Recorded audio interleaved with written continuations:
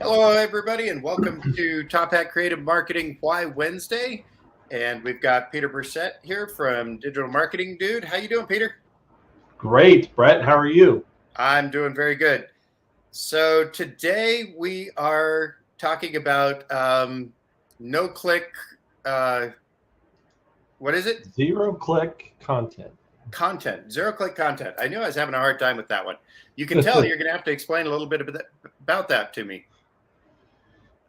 Yeah. So, one of the things we talk about in the whole world of websites is SEO, right? Search engine optimization, and that assumes we're doing something where one, we show up in the search results, and someone clicks and comes to our website, right? So we're always trying to get that click. Right. So even if it's a post on social and they click over to our website, or an ad that we run on Google or Facebook or Instagram and they click and come to our website, like we're chasing the click. But some of the things that Google's been doing in their search engines is actually diametrically opposed to you getting the click. And it's called zero-click content. And you probably have seen it, but you didn't realize what it was or what you were actually looking at. And so it actually prevents you from getting the click. Now, you may have a chance to, have some branding or information that you can potentially share, but it actually can keep clicks from coming to your website. So, Okay. what is that, and what does it look like? So we can do a screen share. I did a search, but give me some search terms. What do you want me to search for? Pick something. So we want to search for, I work with orthodontists, so straight teeth or new smile or whatever you want to do. Let's see. Let's go. What if we did this? Best braces There you go. for kids. All right, so we got ads up here, and then we got a website, and then we have this thing right here called People Ask, Use it all the time. right? And you click on it, and it's showing you a website, but it's showing you the content on that website. I didn't visit this website, but I'm looking at that website's content. That website did not get a click. Oh, Here's another I see. They website. don't get any clicks out of this. No clicks out of this. Now, sometimes I go and visit the places, Now you might, right? but there's a lot of times I don't. Exactly, because you got exactly what you needed right from here. You didn't need to go visit the website to find that information. Right. Google is trying to give you that. So the thing that you can look at is, well, then how do I show up here? If you look at this format, it's all based on questions. Okay, so let me ask a question here. Is Yep. it better to show up on this or not show up on this? I guess something's better than nothing, but isn't our goal to have them on our website? The goal is totally to get them on the website.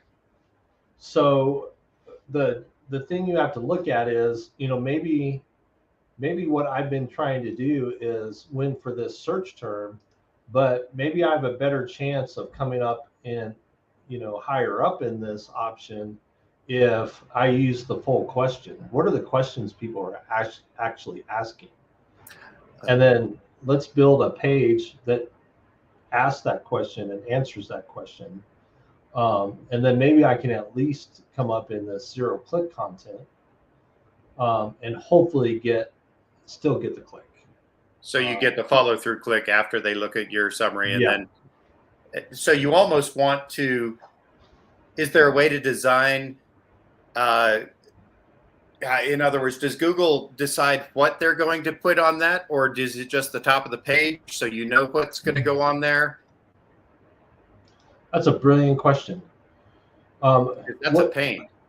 Yeah, what you want to do is try to design that page. So this is good. Here, they're asking a question. And then, are you worried about misaligned teeth? Da da da da da. But then if you look over here, it's specifically about metal braces. So which braces are better, metal or ceramic? And Google just decided to show you the metal braces, even though Google, they're not sure that's the better one. Yep, they took a snippet out of the page and put it there. So Wow. part of it is thinking about how can I be very succinct, but still provide enough content, and how can I write this content that encourages someone to go, oh, I need more information. I need to go. Right. This is good information, but I need more. I need more. So that's part of what you have to think about in that is that, even if it's the same kind of idea with a regular search result over here, my title of that page and my description of that page are really important for me to want to click here to go to that page. Right. And so, this is a very brief description, and they probably didn't really put a good description on that page, so Google had to make it up. But then you have other ones where we've got extra links, we've got a date. So the more we can build that content and have provide more information on that actual page, the more rich this search result is going to be. Okay. So I've got some more questions about that, and I want to get into how we do that, how we create our web page to best facilitate the do-click and then the follow-through. Yep. But I want to do a tangent right now, a little bonus stuff, and I think we've covered this a little bit if I remember right. But these pictures on the side right here. Oh yeah. These are being picked up by Google. Google has sole control over what's being shown. It's irrelevant at times. It's random at times, but it looks good compared to nothing being there.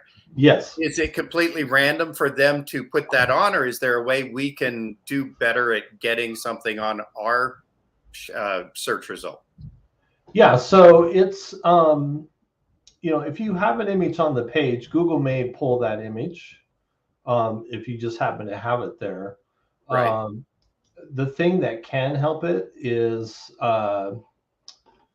we're just editing a random page here. Let me pick a different page. So, we have one method of it with how we build websites, but if you're on WordPress and using like Yoast SEO, you have this option as well. Let me go into the SEO. So, obviously I can write really good page titles. I can write better page descriptions. But down here, we have this option for my social networks image, right? Your open graph. Mm-hmm. And so if you can add that image here, then there's a little bit of a better chance that's a little more obvious to Google, the picture you want to represent for that page. Okay. And so, not guaranteed they'll pick it up, but it's a hint.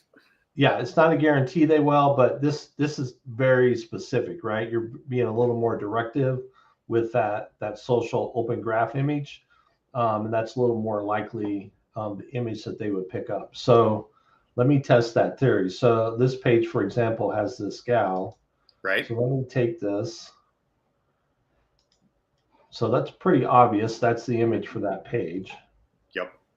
I've got some that don't show up that they have pictures on the page that look just like that. They're front and center. It's pretty obvious, but they choose not to pick anything up and put it there. And that's a little frustrating. So Facebook has this debugger. I haven't used this in a while, but you can put any link into the debugger and it will show you. So they specifically have that set for the open graph. The one you were talking about earlier? Yeah. On the controls. Okay. So that can be one way to make it more obvious. And in this case, this particular one that we picked, it worked that way. It worked that way. So is that 100%? No. Okay. But it gives you a much better shot at it, I think, from what I've seen. And again, I had never seen that page before and all that mapped out. So right, you just totally. It's an assumption that I have, and in this case, it was true. It ran with it. And I mean, that's basically all we can do with this stuff. We've got to try and show it better. So that tool for Facebook was a debugger. Yeah, so this is, you could probably just Google it, but it's on the developers page called the debugger. So when you're trying to make sure that whatever image you're sharing on social is the right image, you can come in here and put that link, and it will show you exactly how it's going to show up on a Facebook post. Very good. Yeah, so it's a good tool. Just if you're getting something, you're like, wait, that shouldn't be the image that's showing up, and you can come over here and troubleshoot it and figure out what's happening. Very cool. All right, there's 2 for 1. We figured out how to look up images and make sure they're right, and we tried to figure out how to help us show up in a Google search with our little picture to the side there. So 2 extra pieces there for people that showed up. So that's awesome. Now let's go back to this zero-click. So sort of wrap up, what's best practices for this? Yeah, best practices, one is to look at when you're creating pages and content is to look at full questions, not just a search term. What are people searching? Do some searches to see what Google is identifying, and then create content around the full question. So this could be on your frequently asked questions page. It could be standalone pages. It could be a blog post. Look at different ways depending on the importance of that phrase, and provide really rich, good content on that page. And then at least if you're, you have a chance to come up in this, and maybe what someone needs is this right here. But again, look at the search results, look how many clicks you're getting to that page. You may need to reorder that content and that kind of stuff. But, you have some ability in terms of creating the content to, at least give yourself a shot at showing up in that zero-click content. And then getting the follow-up click possibly. Yep. Better showing up than not showing up at all, obviously. I agree. That makes sense. Anything else before we wrap this up? Nope, that was it. That is really cool. Thank you so much for that. That's something I had not on my radar and used it all the time. So love that sort of stuff.